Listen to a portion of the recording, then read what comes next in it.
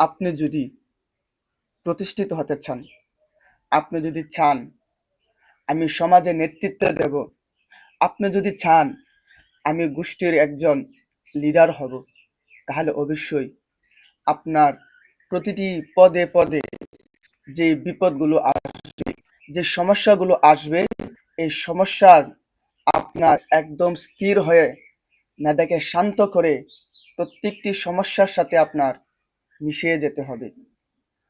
আপনার প্রতিটি পদে পদে ধন সম্পদের অভাব দেখা দিবে।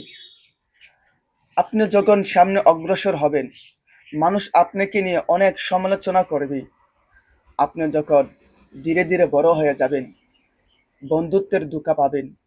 আপনি যখন অনেক উঁচু হয়ে যাবেন, একাকিত্ব হয়ে যাবেন, আপনার কাছ থেকে মানুষ অনেক দূরে সরে যাবে।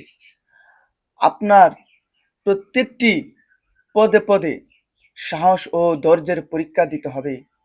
আপনি যখন অনেক উপরে উঠে যাবেন, প্রায় সময় অসুস্থ হয়ে যাবেন, প্রিয়জন হারিয়ে ফেলিবেন, অনেক সময় দুশ্চিন্তা ও ভয় আপনার ভিতরে কাজ করিবে, এমন তো অবস্থায় হাল ছাড়া যাবে না। শক্তভাবে মজবুতভাবে আপনার লেগে থাকতে হবে।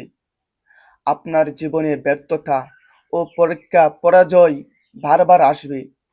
অশান্তি, মন খারাপ অনেক সময় দেখা দিবে।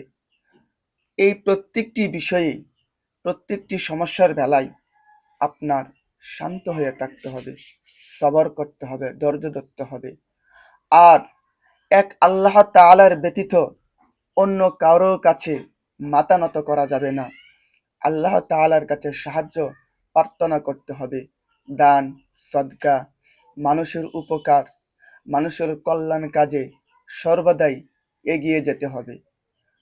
কেউ আপনার পাশে থাকুক অথবা না থাকুক, আপনার মনে করতে হবে এই পৃথিবীতে, এই সাত আসমানের নিচে, জমিনের উপরে আপনার আল্লাহ তাআলা ব্যতীত কেউ পাশে নেই।